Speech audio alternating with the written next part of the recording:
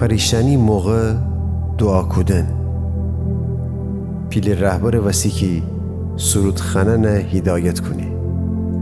داوود مزمور سازانی مرکی 8 سیم دریدی. ای خداوند خشم مرا واسخست نکن و تی غیز مرا تنبین نوکودن. خداونده مرا لطف بکن چونکه ده میره جان و رمقی نمانسته. ای خداوند مرا شفا بدن چونکه میخشن درد جای شکفتن دریدی. می روح بود جوری پریشانه ولی ای خداوند تکی.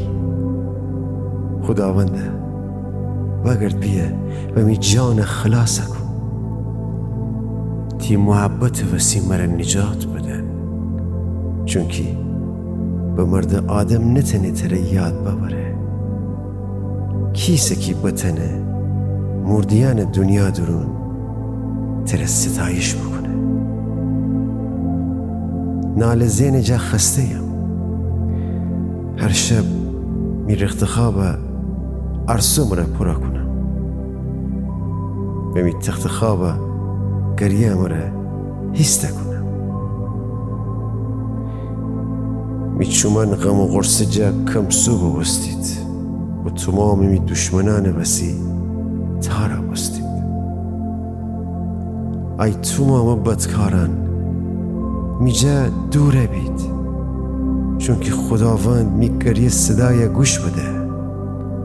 خداوند می التماس بیشنوسته.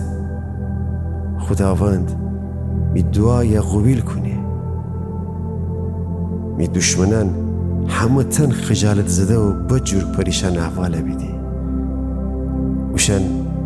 خوشن روی وگردنی دیشیدی و ای دفعی خجالت زده بیدی.